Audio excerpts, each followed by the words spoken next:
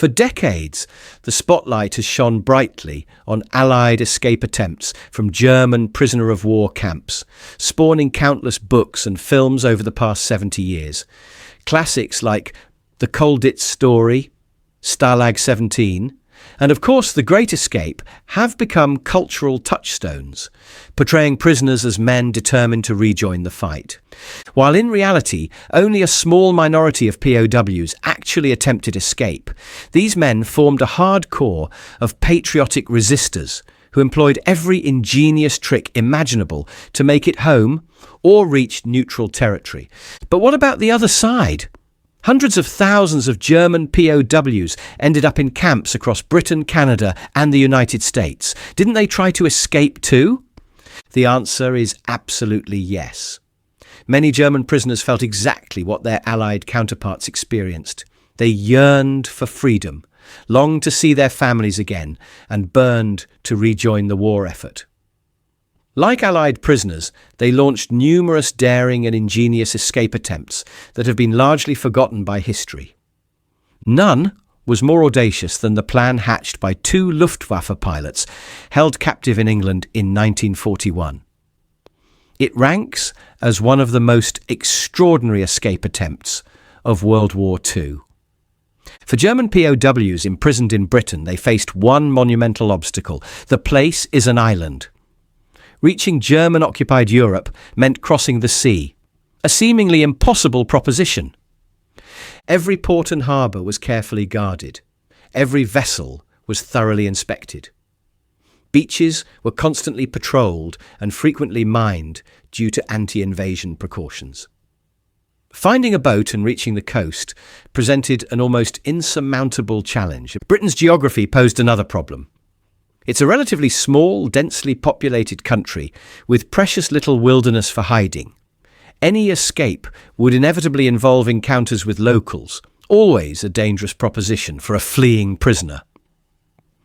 However, there was one unique aspect of wartime Britain that could be exploited by those bold enough to try. Tens of thousands of foreign servicemen and women had escaped to Britain as Germany conquered Europe, forming national contingents in support of their respective governments in exile. Poles, Danes, Dutch, Norwegians, French, Belgians, Czechoslovaks, and many others now wore Allied uniforms on British soil. The RAF operated numerous foreign squadrons. During the Battle of Britain alone, 18% of all German aircraft shot down were destroyed by Polish pilots flying for the RAF. This international military presence offered escaped German POWs a potential cover. Pretending to be foreign servicemen could allow them to remain at large. Of course, it would require convincing uniforms and identification papers. The Battle of Britain had resulted in hundreds of German airmen being shot down and captured. Among them were two young officers absolutely determined to escape captivity. Lieutenant Heinz Schnabel was a fighter ace, having destroyed 6 enemy aircraft in combat, 3 Bristol Blenheims and 3 Spitfires, while flying the Messerschmitt Bf-10-9E. But his luck ran out on September 5, 1940, while escorting a formation of Heinkel 111 and Dornier 17 bombers during a raid on southern England. Intercepted by a Spitfire, Schnabel's 109 sustained damage, forcing him to crash land in a field near Paddington in Kent.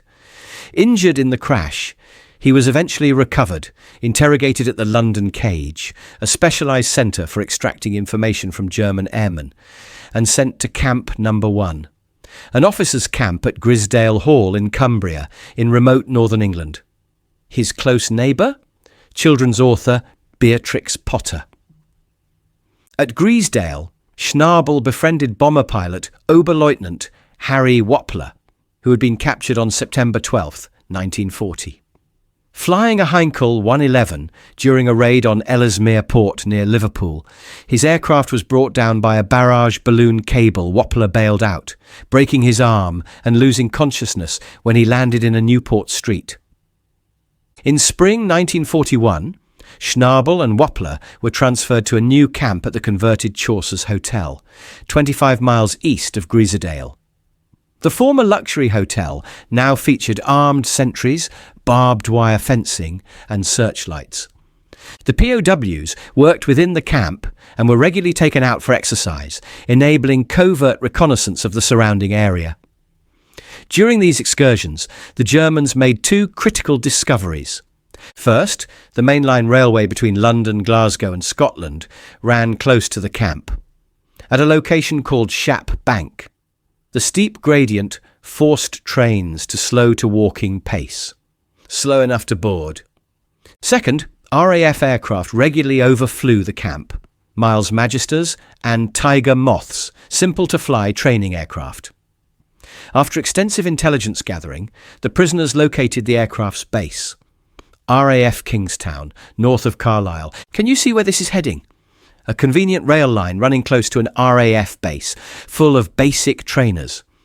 All the Germans needed were plausible disguises and a way to escape the camp.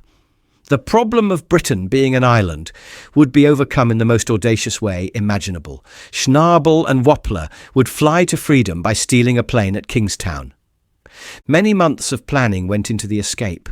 Schnabel and Wappler decided to pose as Dutch airmen serving in the RAF, wearing fabricated uniforms over their Luftwaffe uniforms.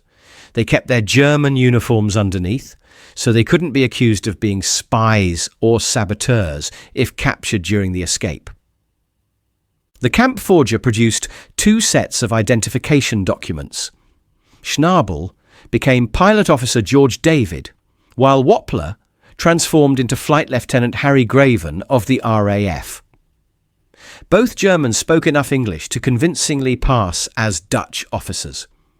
They launched their escape on November 24, 1941, hiding in a specially hollowed-out log pile in the campgrounds that prisoners had prepared. The other POWs managed to conceal their absence during roll calls and room checks. Once darkness fell, Schnabel and Wappler emerged from their hiding place and crept along an irrigation ditch to the perimeter fence. Thick fog obscured the view from the guard towers. Perfect conditions. Using homemade tools, they cut through the fence. They walked to the railway line at Shap Bank and waited for a goods train to slow as it negotiated the steep incline. When it did, they climbed aboard for a free ride to Carlisle. After killing time in a local cinema, they casually joined groups of RAF personnel, walking the 2 miles back to Kingstown.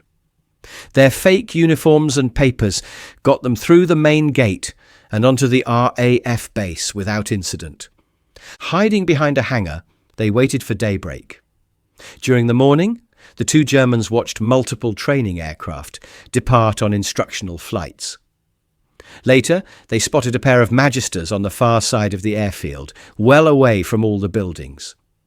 Walking confidently up to one of the aircraft, Wappler informed the civilian apprentice working on it that he and the other Dutch officer needed to carry out a taxiing test. The apprentice accepted the request without question, started the Magister's engine, and removed the chocks from beneath the wheels. The two Germans then motored to the end of the runway and, to the apprentice's utter amazement, promptly took off. The apprentice immediately informed his superior that two crazy Poles had disobeyed orders and flown off without parachutes. The news quickly reached the station commander, who verified the story and informed group headquarters that two unknown pilots had stolen an aircraft. The Miles Magister was quite a come-down for these experienced German pilots. Its cruising speed was just 123 miles per hour, with a maximum range on full tanks of 380 miles. Neither man was properly equipped for flying, particularly in November. They had no parachutes, no flying helmets, no goggles, no flight suits, just their fake Dutch greatcoats over their Luftwaffe uniforms. In the winter cold at altitude, conditions were brutal. So where were they headed? From Carlisle, the closest neutral territory was the Republic of Ireland, a short 150-mile hop across the Irish Sea. But Schnabel and Wappler had rejected Southern Ireland. They would be interned for the duration, merely swapping one prison camp for another. The alternative was far more hazardous. flying to German-occupied Netherlands across the North Sea, a distance of some 365 miles. They would likely need to land somewhere else in England to obtain sufficient fuel for the journey.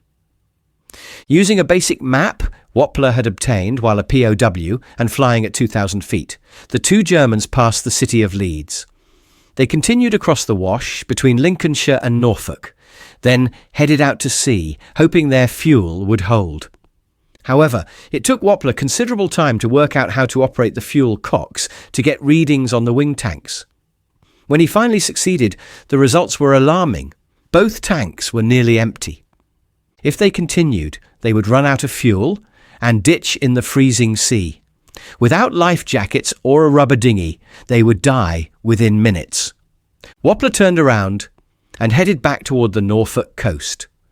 Running practically on fumes, he managed to set the Magister down in a field at Scratby, a village 5 miles north of the coastal town of Great Yarmouth. Locals arrived to help, and the Dutch pilot cover story served the Germans well. When a policeman arrived, Wappler explained they had become lost, flying to Croydon Airport and run out of fuel.